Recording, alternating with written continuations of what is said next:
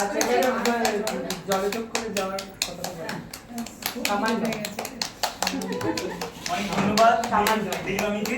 আমাদের এবছরের বর্ষবরণ অনুষ্ঠান সমাপ্ত হয়েছে।